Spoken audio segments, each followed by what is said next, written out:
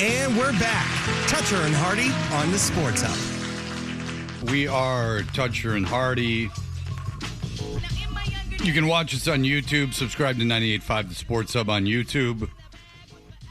Now, I think a listener might have even sent this to us. There is a study going on at the University of Maryland where researchers have developed a wearable device to objectively track human flatulence patterns as part of a national project called Human Flatus Atlas. The sensor, roughly the size of a nickel, which has been the problem in the technology, is that the fart sensor has always weighted down. It's been too big, impractical. Finally, the University of Maryland has come up with a fart sensor that is reliable and reasonable. It's attached to a special smart underwear to count farts throughout the day. Now, we had Dr. Brantley Hall. Did you hear that noise that just came out of me? So that was from your throat, but I thought it was fitting. It was almost from my chest. Yeah. I don't even know if that came out. That did not come out through my mouth. That was just my chest making that noise. Just like an esophageal bubble. That was an esophageal. Because what I have to do is, and this might sound familiar to other radio shows, I have to throw food down my mouth. And when I go down, I only have, when I get back, like 45 seconds to throw food to my mouth. And this happens every day that I eat. So Dr. Brantley Hall we had on, and he was a delight. He is he's the UMD Department of Cell Biology and Molecular Genetics, and he's dead serious about this thing. But he is also gets it. He has some fun. But we just like pie in the sky said we would like, if you ever need anyone to participate, and he goes, oh, okay. I'll send you guys a couple. He goes, I'll send you all fart monitors, which I didn't like so much. But then it turns out he's sending 2, and they're in the air right now. They're on their way here. So we know Nicholas Gemelli is going to wear one of those fart monitors. Yes, which is actually better, I think, to only have the 2 of them. Yes, I know. I agree. I thought it was too much with all the fart monitors. Right. Then we're just tracking data all over the place. Yeah. So Nick is going to wear one, and it's interesting because Nick is the one covered in his own feces when he was discovered by his now wife. She went into his house. She thought he was cheating on her and had ghosted her, and she heard moaning in the bedroom, and she thought he was having sex. And she opened the door, but he wasn't having sex. He was passed out nude in his own feces. Yes. Rolled in it. So moaning in ecstasy. So how does being I'm sure that's right. How does being broken affect flatulence? Will the pacemaker interfere with the Bluetooth capabilities of the fart it's monitor? a good point. The ticker might electrical interference. Yes. All right. Well, listen. It is going to be something that we're monitoring, and we got to figure out who will be the third person. Hardy, what do you have in mind? Well, a couple of things here. Number one, as this will be something that we will revisit from time to time, we will need theme music to go along with it, and we have a few options. We have, of course, the old standby, and we could just repurpose this gem. We have as another option something called the Summertime Poos. Maybe you want something a little more serious, a little more introspective, something that really encapsulates the gravity of the situation. Summertime Poos. And for that, we have a third option here, the final option. This is Noise of Summer. You can punctuate the segment, certainly, with any song. I mean, they're all usable. Right.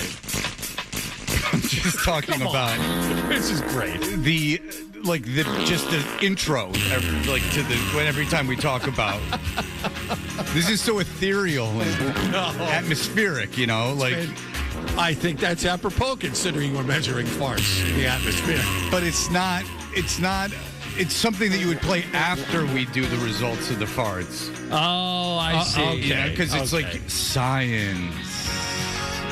We've just had discoveries, and here we are. Now we're... Yeah, I'm just talking about when you're getting into it. Okay.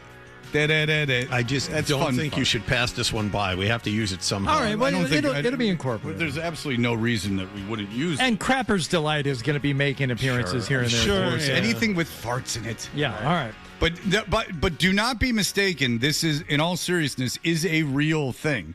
This is not a joke. This is a real PhD at the University of Maryland and something he really did invent. Yeah. And a study that he believes is going to help humanity. This is, again, he gets it. It's farts, and everyone loves it. In fact, throughout history, people have loved farts. I was sent an email that took me 5 minutes to open up. Ben Franklin once wrote an essay on farting. He said, it's universally well known that in digesting our common food, there is created or produced in the bowels of human creatures a great quantity of wind. Because letting this wind escape is usually offensive to the company. He said he wanted to invent something to make farts smell like perfume. Oh. So this is even our forefathers whose Constitution is still hotly debated today. The great Ben Franklin, who also had ruminations on everything from daylight saving time to the post office, also spent a fair amount of time thinking about farts. Yes. So this is addled man since at least the mid 1700s. Yeah, this is not beneath us. In fact, there sometimes I think maybe we're not even worthy of the discussion, but we're going to have the discussion, and we are going to pick the second person to wear the fart monitor along with Nick Gemelli. Right. And while we get into our decision, here is the good PhD, the good doctor, Brantley Hall, talking about how he measures farts. Let's play that one. All right, so here we go. How does the good doctor measure farts? I mean, we started out measuring microbiology in our anaerobic chamber, and our sensor didn't work. What's an anaerobic chamber? Yeah. So it's kind of like a bubble. Do you remember like the Bubble Boy episode of Seinfeld, how that guy was living in a bubble? Yes. You're talking our language. We are so in the same wheelhouse together. Yes. This is perfect. Yes, we do know that, yes. My lab has a bubble just like that, and we exclude all the oxygen from it. So there's 21% oxygen in the atmosphere. We take all the oxygen out of that bubble, and in that bubble, we can grow the microbes that live in your gut. And so we call it the anaerobic chamber. And so we were trying to measure hydrogen in there and see what the microbes were up to, but it didn't work. And we got really frustrated, and we took the sensor out, and we're like, I think we're just going to take this home and fart on it and see if it works. And it works. Yeah, and that's where, invention came through. He just farted on the monitor himself. He said, I'll take this into my own hands. I was farting the effing thing. Like Jeff Goldblum in The Fly. I'll get in that transporter. Or like anything, like Star Wars. I mean, you just fart on it, like anything. Like, I don't know, A Few Good Men. You can't handle the poop. Yeah. And what have you. All right. So here's the deal. We're doing one of our famous drafts. Nicholas, you have to participate. Each of us have written down 3 names. Lowest score wins. I will explain. If you get a third place vote, that will be worth 3 points. Second place vote will be worth 2 points. A first place vote is worth 1 point. When we have, we will tally up at the end. I guess the first place vote would be 3 points. Okay, so we'll do it that. Highest point total wins makes more sense. I'm thinking about it on the fly. So 3 would be 1, 2 would be 2, and 1 would be 3. So highest score would win, because it doesn't make sense if you don't vote for someone, they shouldn't get any points, and that should count against you. All right, so we've each written down 3 names, and whoever has the highest point total will win and be the second person if they agree. None of these people have been asked, to my knowledge, but Nick is wearing one fart monitor. We have one more. Who should wear it? All right, there's 4 of us voting, Nick, John, Hardy, and I. Let's go through our third candidate. Now, Nick, who do you have in third place in your poll? In my poll, I think I'm between 2 people, but I think I'm going to go with Joe Murray.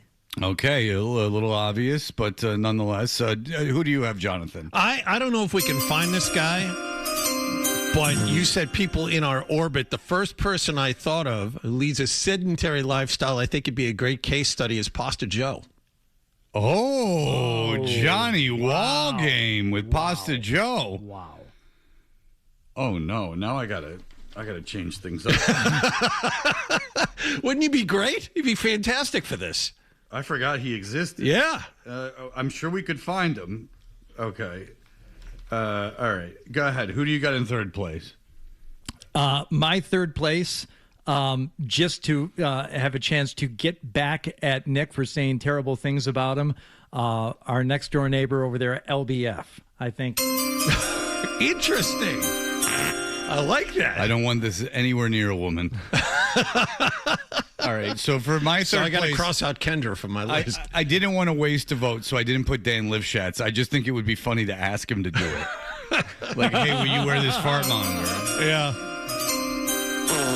All right. I am going to split my vote because Half a point each. because I like Pasta Joe, so that's one. And then this is kind of just a fallback if nothing else works. Bird. I just want Bird. Oh, see. I want Bird on the board. Yes, He'll do it. yes, and I just yes. want a fallback name should my top two choices somehow refuse. Okay. All right. So I'm putting Pasta Joe and Bird. You ask Pasta Joe if he can't do it. Bird's the fallback. All right. Yeah. Nick?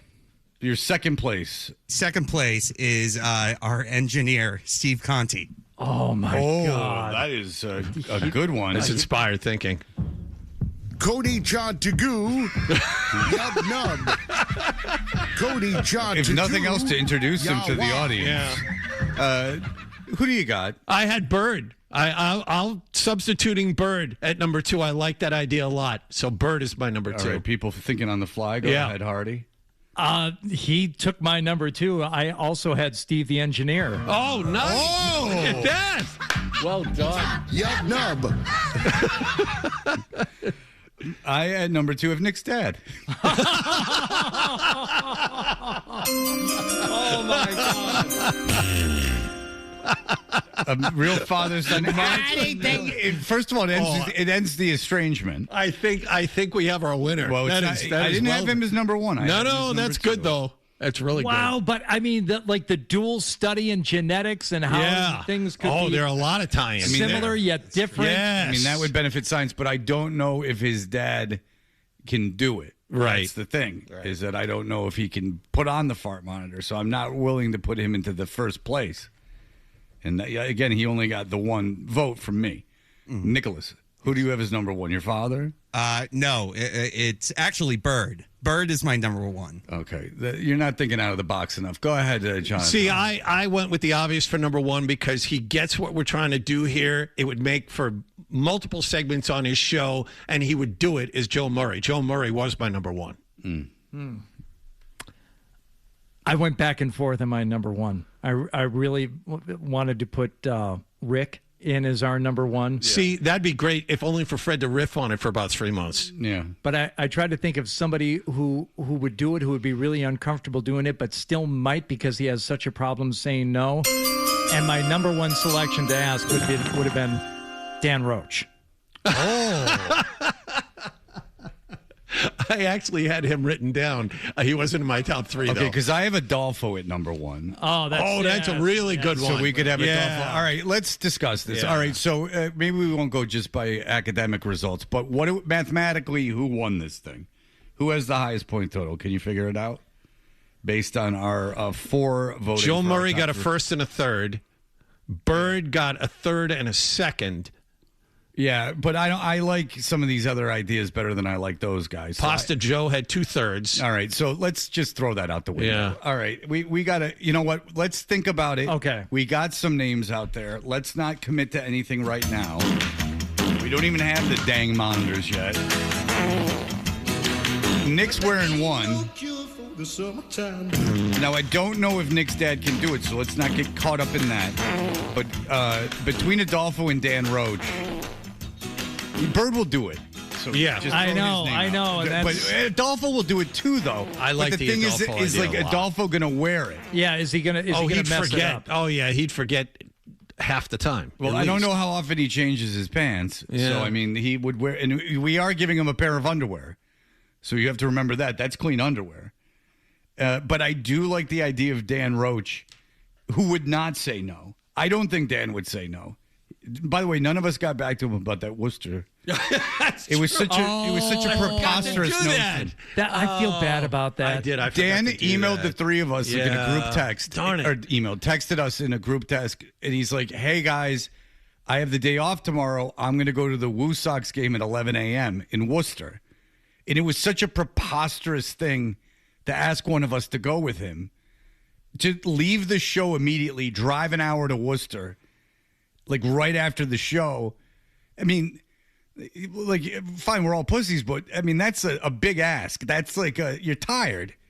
driving back and forth from Worcester, and I love the Woo Sox. I think it's a great park. They let me throw out a first pitch with my son. I'm very fond of them. A lot of listeners work for the Woo Sox. Absolutely. We have our friend Benjamin. Yep. But to go out there after the show middle of that, and I love going to the ball game with Danny. Yeah. And I would go to a Woo Sox game with him, but the idea on a Wednesday at 11 a.m. going to a Woo Sox game with him is preposterous.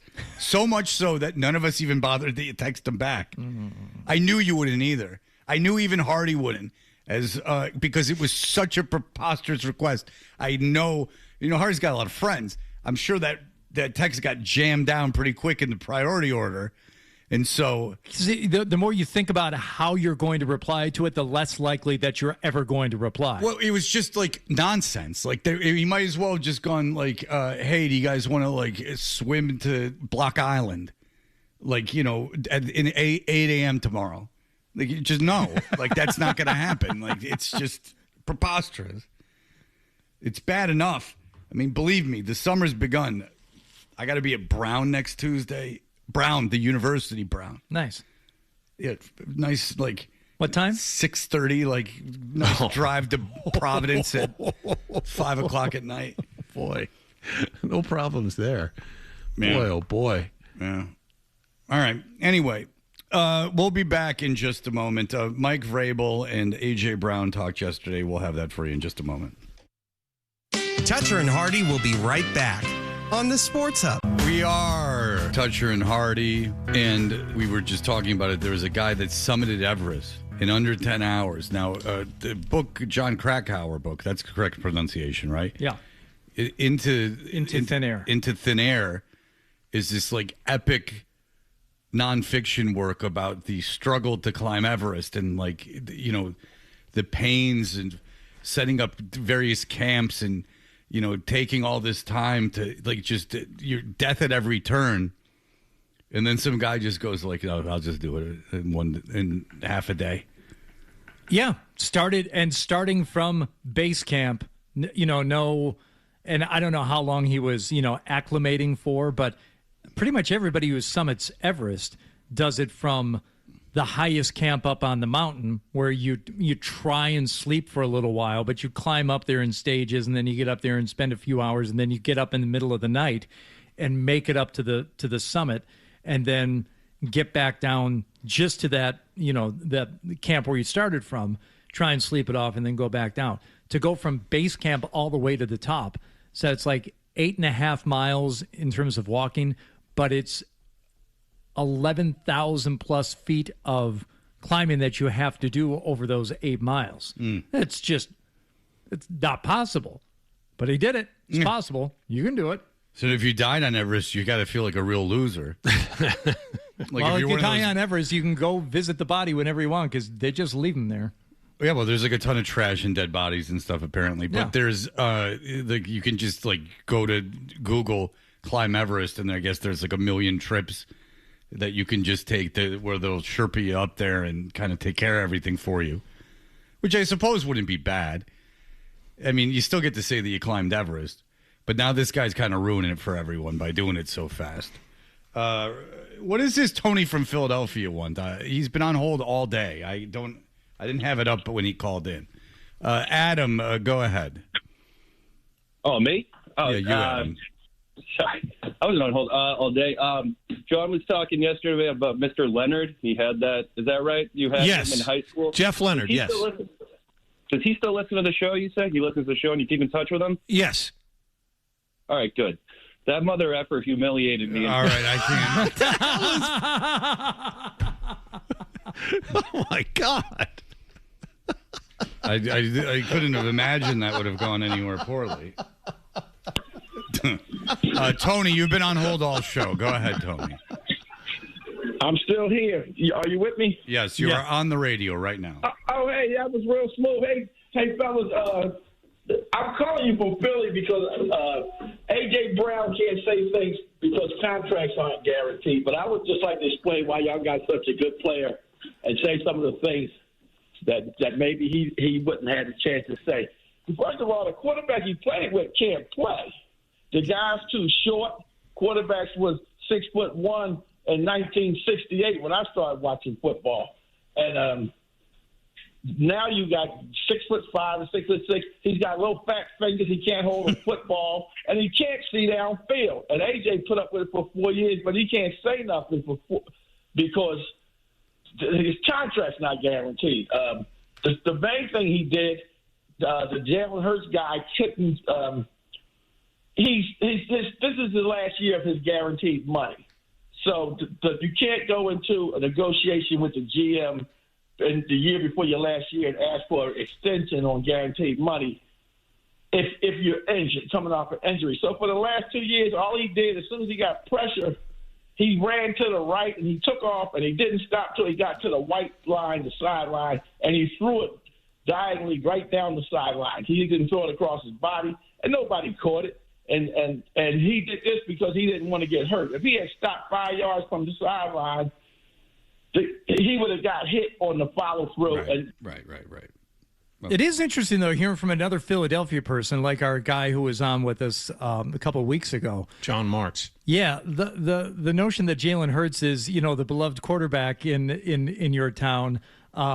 No, that does not hold true. People goofing on him for any number of reasons. And they treated McNabb so fairly over there. What do you? And then Tony, who just flat out thinks he stinks. When was the last time Philadelphia had a quarterback that they liked? I mean, was it Jaworski? Maybe. And did they even like him? Roman Gabriel? I don't know. I don't remember Roman Gabriel playing for them. He was before That's a Jaworski. good question. Roman Gabriel I was associated with the Rams. Oof. If I'm not mistaken. But I don't doubt that's your era, so I wouldn't know. Roman Gabriel is before my time. But I got to think, because they hated McNabb, even though he took them to a Super Bowl. They liked Wentz for a while. Yeah, but then they didn't. And he didn't win a Super Bowl for them. And Wentz has been a disaster. Vic? Yeah, for a few years. I'm not positive they liked Michael Vick. They weren't winning with him. I'm just thinking of like a beloved quarterback in Philadelphia. Yeah, before McNabb, it was a mess. Randall Cunningham, maybe. Oh, Randall Cunningham. But did they like Randall Cunningham when they had him? They certainly appreciate him in retrospect, but did they like Randall Cunningham when they had him? I think they did. Okay. I'm not 100% They didn't sure, love Rodney Peete for the year that they had him in 1995? Well, they didn't take him in the first round. Or I don't know if the Lions took him in the first round, but the Lions took him. That I can tell you. And then they took Andre Ware. So they were hitting all over the place. Eric, go ahead. Hey, guys. I just have to say, I have to acknowledge that in these divisive, trying, confrontational times, we really have to stop and appreciate the diplomacy that this show displayed in making sure that we can hear both fart songs from now on during that bit. So well good. Done, gentlemen. Yeah, well done. Thank you, Eric. I do think it's an example for people. If anything, you just set standards by example. Mm-hmm. You got to let people know that there is room for everyone. Well, don't just resign yourself to living in a world of what could be.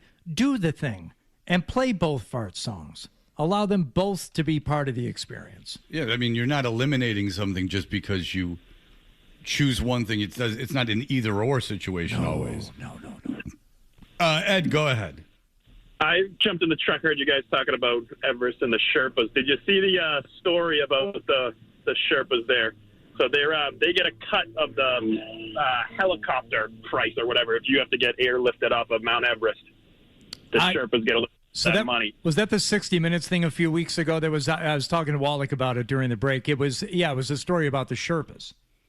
And they were poisoning all these Europeans and Americans, so they would go up halfway up the mountain and be sick as hell, and they'd have to get airlifted down. And Interesting. No, that was not part of the story. No, but I like that. That's interesting. So the idea is that you're a travel company, you're booking trips to Everest, and the Sherpas that are working for you are actively trying to make people sick, so they'll have to be helicoptered off the mountain because they get a cut of the helicopter fee. I did not see that. Yeah. There's easier ways to make a living, I can tell you that, than flying a helicopter up onto Everest. I mean, there's easier ways to scam people out of money. You just rob purses. I don't know if I'm taking a helicopter in, treacherous ass Mount Everest and landing in and picking someone up. That's not how I want to make my money. Thanks to that John Krakauer book, I have one of those Jeopardy nights where my wife looked at me from across the table and just shook her head like, you freaking nerd. Why would you know that? But the question had to do with, who accompanied Sir Edmund Hillary on his, the inaugural ascent of Mount Everest. I'm like, oh, Tenzing Norgay. And the only reason is because I read that book and then I listened to the audiobook of it afterward because I was so fascinated by the story. And it's just Tenzing Norgay. Yeah, he was the Sherpa. He was the Sherpa along with Edmund Hillary. Who doesn't know that? She's like, you freaking tool. I'm like, what? I know. Well, I listened to the Status Quo man's book, and I can't even tell you what his name is. And I listened to the whole thing, and he wrote it. And I don't even remember what his name is. Oh. So the idea that you have to get some credit for retaining that information. I have an inability to retain any of that kind of stuff. Speaking of audio experiences, my sister called me specifically a few days ago, and I said, "Yeah." And she said, "So Joe Rogan." I'm like, "Oh yeah, I'm familiar. I'm aware. What about him?" She listened to a clip of a Joe Rogan podcast where the guy who was on was talking about. He said, Jesus had no mother. And Joe Rogan's like, yeah. Oh, I saw this. Yeah. And he said, who else doesn't have a mother? AI. And Joe Rogan went, whoa. And my sister said, is he like this all the time? I said, yeah, you can pretty much tell him anything that might even be the kernel of an idea, and he will have his mind blown by it and probably agree with it. Yeah. Yeah. You can't. Yeah, AI is the second coming because it doesn't have a mother. Got it. Yeah. Biological. Whoa. And that's not where all the comparisons end. You know what else doesn't have a mother? A toaster. Whoa. Yeah, I have seen that clip. Shut up. Stop it. Get the hell out of here. See, you have a closed mind. You're not a seeker. Yeah. Smoke some DMT and get in a sensory deprivation chamber. Brendan, go ahead. Hey, good morning, guys. I actually called about something else, but no, go ahead. I wonder about with climbing Everest in 10 hours, how much technology research and stuff has gone into that improved it just by that alone over the course of that many years. He had oxygen, but I think it's more of the level of fitness. He's an ultra marathoner, so I think you have to credit a lot of it. Now, science goes into that level of fitness, but I don't know if anything technological aside from root would get him up there so fast. But go ahead. Yeah. Sorry, the real reason I called was farts. I just want you guys to consider, really, if you're thinking about quantity, the doctor said looking for someone with a high fibrous diet. Right. So whether you want to just go into this completely blind or you want to, try to pick your people there, but I'd go with Zolak because he'll eat anything, it seems. So I know his reaction was no right away. I know he won't do it. He'll lose it. He won't wear it. It won't. Yeah, and if he doesn't like what I don't want him complaining about it. It's so I don't really know if it because this is a real thing. It's the fart monitors being monitored by a scientist. I don't know. So you got to think of it a couple ways. You got to have a guy on that you want to talk to multiple times. And then you got to, I'm not positive if they fart a lot that's going to make it, necessarily funnier. There's, stuff in it, the amount of different gases and things like that, the length of them. These are the things that you have to really keep your eye on. Just the repeated flatulence is not as interesting to me as some of the minutia in it. Now, Nick's certainly an interesting character because of his abnormalities. Boy, oh boy, I'm struggling today. Authenticity. There you got I did it this time. You ever see a word in your head? And that's a big mistake if you see it before you say it. Yeah, you can't be doing that. But yeah, he's got the abnormalities that make him an interesting case study. I'm thinking of, when I was making my list, I was thinking of people, it would be funny to ask, like Lifshitz, or that you'd want to have on, repeatedly. And Adolfo's certainly someone you'd want to have on, but so is Danny Roach. My buddy. With friends Questions like these. To climb up a tree. Yeah, you know. We're the best friends you can be, my buddy and me. Now, more of your best morning buddies. Toucher and Hardy on the Sports. Hey, we are Toucher and Hardy. A.J. Brown is now a New England Patriot. He was on a podcast where the lady asked him if he was a Patriots fan, and he indeed was. And he is young enough that he grew up in the era of phones where there's just photos laying around of your home as a youth. I don't know how many pictures you guys have of yourselves as children, but I might have 2. 4. In least you have a deceased parent, like, so, you know, you would have more than me. So you have double me. I probably have 2 pictures of myself before the age of 17. And if after the age, between the ages of 17 to college, you might be able to add 2 more. But I am in possession of like 2 photos of me as a kid, and I am fine with that. I don't need more photos of myself as a child. No, I have no interest in looking at them. Really. I don't really have I don't curate my history like some people do. I don't have a bunch of stuff from my past, laying about. But nonetheless, A.J. Brown did have a photo of this rug, and he might still have the rug. Here he is talking about it. AJ, first of all, thank you for allowing me to come in your house and hang out for a little bit. Thank you for making it. They're at the same house? Why does it sound like this then? Or he might be on Zoom. No, they're next to each other. Side by side. They're sitting side by side. She came to his house. Oh, boy. Yeah. Doesn't it sound like they're on Zoom? It does a little, yes. Oh, I mean... AJ, first of all, thank you for allowing me to come in your house and hang out for a little bit. Thank you for making it. That's up there. I have a real question. When did we get this rug right here? Where did this come from? It came from Amazon. Mm-hmm. But definitely a few years now. It's been here for a while. All right, so this can't be a podcast because she's like, where did we get this rug right here? And that requires eyes. So there goes the podcast. Well, I think they're counting on people watching the video and not so much consuming it as a podcast. You're watching this as a show. Okay, so it's not a podcast then. It's a show, a video show. Maybe the audio gets podcasted after. Because I want to give the lady a break. Yeah, it's fine. Because it's aggravating. No, she seems really nice. No, they got a rapport. It's Maria Taylor. I found it on YouTube. Is where I've seen it too. I mean, yeah. Again, it speaks of his character that he was in Mississippi and picked the best team in football to be a fan of. Eye roll. Cleveland, Detroit, and the Jets were sitting out there to build his character. Yes. But he picked the front-running Patriots. While you were an Eagle, you had this rug in your house?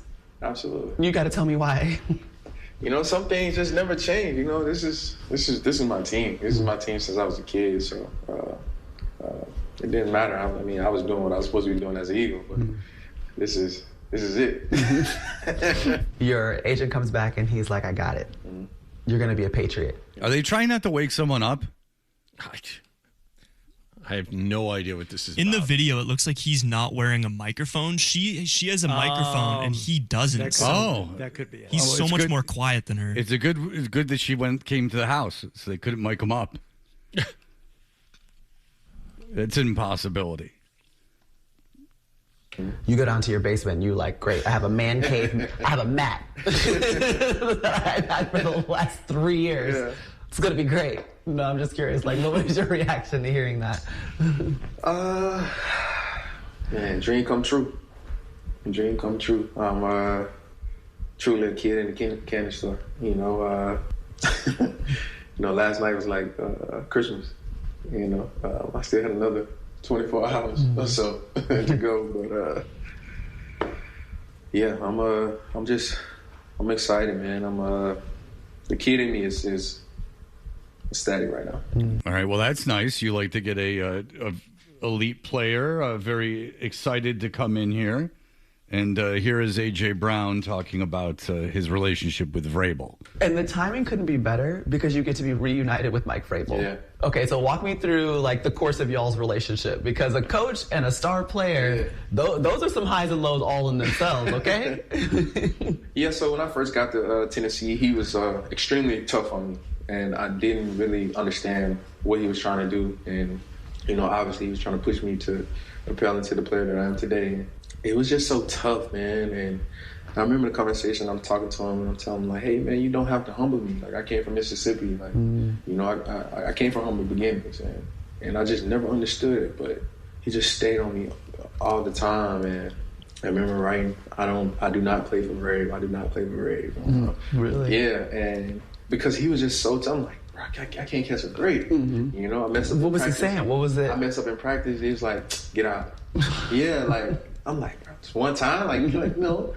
But he was just pushing me just to focus on the little things, the details. And, the typing isn't anyone on the podcast. That's John. Sorry, I apologize. Wasn't that loud? Oh, it was pretty loud. Right. Because, here I am. I'm like, he's not mic'd up. But then John on our show is banging away at a keyboard. He's still going. What are you typing? What are you typing? Don't worry. It's nothing. What are you typing? I just got a piece of news about Toronto interviewing a former Bruins head coach for their head coaching job. I wanted to add it before the update came up at 9. Well, just say it. Peter Laviolette, there. A Bruins assistant coach, former Bruin. It's now you know what? We've gone so far beyond this that it doesn't matter. It doesn't matter. So, but you extended this out, so here we are. Yeah, it's stupid. You extended Dumbass. this out. Write it down. Bang the keys. Peter Lafayette. Whatever. Wouldn't remember. Write it down. Construct and sentence. you, who said you were going to be all positive at 10 minutes of 7, and immediately backslid about 20 minutes later and haven't come back from that since. No. All right. Okay. We will True be colors. All right. Jory Epstein is going to join us in just a moment to talk about this whole football thing. Stay tuned for more Toucher and Hardy on the Sports Hub.